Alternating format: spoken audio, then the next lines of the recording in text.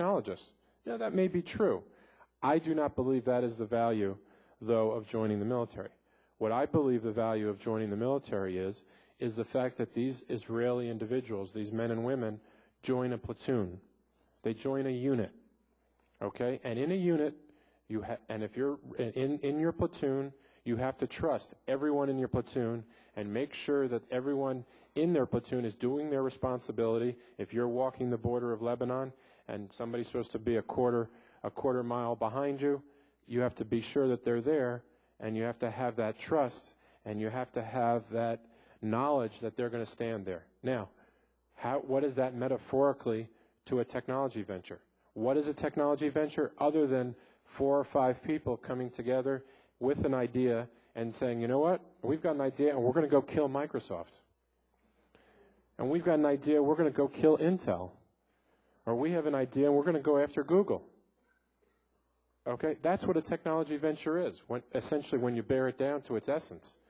Okay, there's a great economist called Frederick von Hayek who coined the term creative destruction. What the technology ecosystem is about is creative destruction. Somebody creates a piece of technology, you get outsized profits for a period of time, but then somebody follows along very quickly and comes up with a way of doing it better. Now, again, back to the metaphor of the platoon. You start with 3 or 4 or 4 individuals. You come up with an idea. I'm working with David on one right now, and we're taking on the auto industry.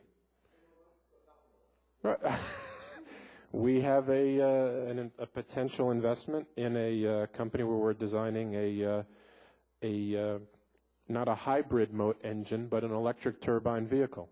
So we're using experience from guys in the Israeli aircraft industry who know how to make jet turbines, and then we're using experts in the battery industry, and the turbine is going to charge the battery, and the battery is going to drive the car, and we will create an engine or a motor for a car that will do 80 to 100 miles to the gallon.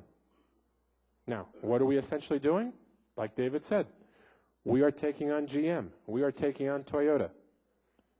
Okay, and there's five guys in the team, and they've come together and they met with me, and they were all dedicated to it, and they have a little platoon of 5 guys. Happens to be they're probably some of the most brilliant guys in Israel, the leading guys in turbine manufacturing, leading guys in battery manufacturing. We're fortunate to have that. Obviously, I wouldn't invest if they didn't. But it is essentially a platoon. So that unit mentality, to me, is one of the most critical things. So if I'm looking at investing in a team in the United States versus investing in a team in Israel, I'm going to pick that Israeli team because of that platoon mentality. Okay? Let me go on to another point, just because I do want to fit it in our time. This goes along with back to why invest in Israel. This goes back to the number of PhDs and electrical engineers. Israel spends 4% of GDP on research and development. And again, 4% of GDP is the dollars to the chief scientists, the dollars that go to the Weizmann Institute, that go to Technion, that go to the research universities. Okay? Where do you think 4% of GDP stands in the world? Number 1, correct. So Israel spends more per capita on research and development than any other country in the world. That's another reason why I invest in Israel. Final reason that I would like to talk about today, well, there's 2 more reasons I'd like to talk about, and then I will just talk a little bit briefly about the threats, and please, if any questions, I would love to entertain questions.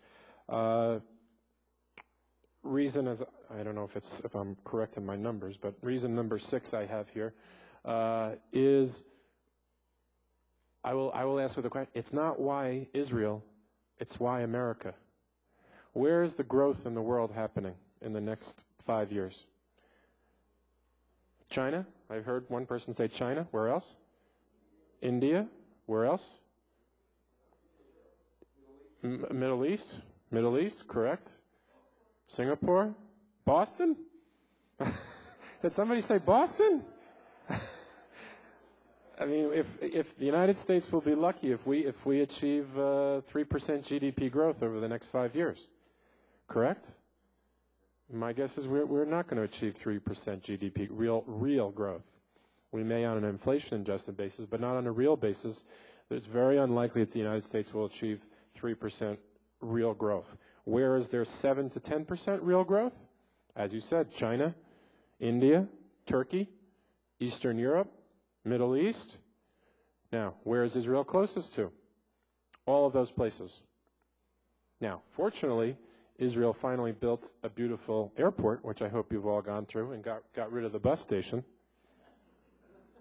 which makes life a tremendous easier. And I will tell you, this is, again, a problem, I will say, of Israel, is, to me, and it's still, people still in Israel complain about the airport, saying it's too long.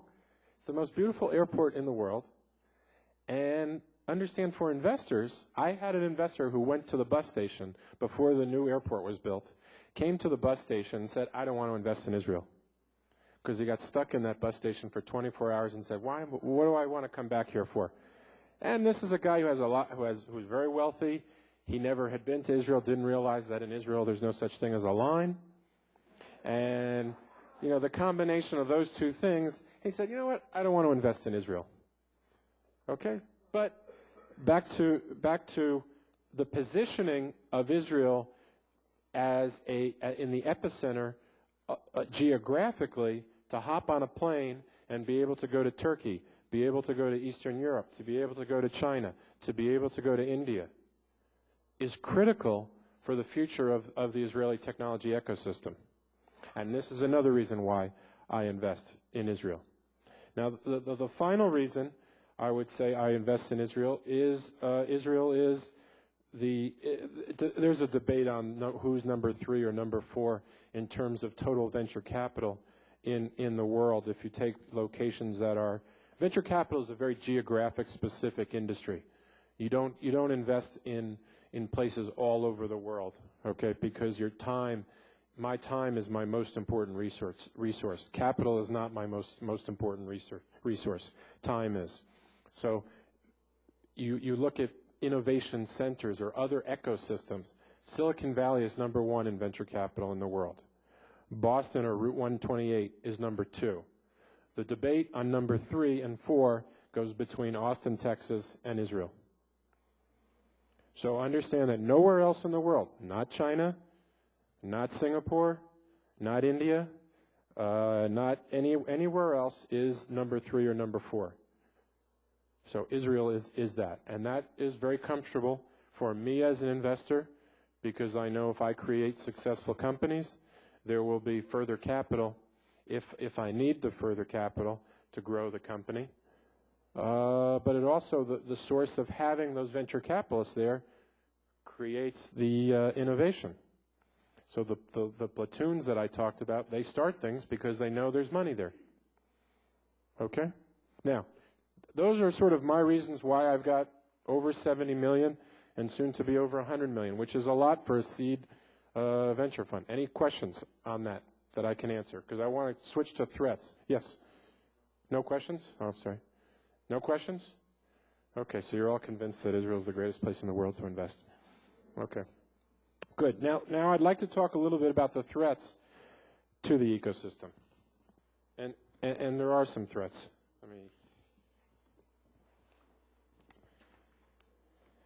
Okay. And this is important because, again, it comes back to my first point, which is, again, if Israel's to thrive, it's the ecosystem that's going to make Israel thrive for the next 60 years. So we have to protect this ecosystem. How are we going to protect this ecosystem? And what are the threats? Well, one threat to the technology ecosystem is brain drain. Okay?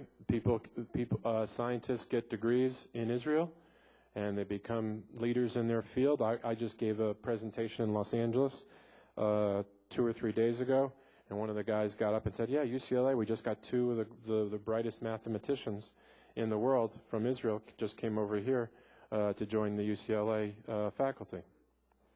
Good news for UCLA, bad news for Israel. How do we protect against, great Israeli scientists coming to the United States?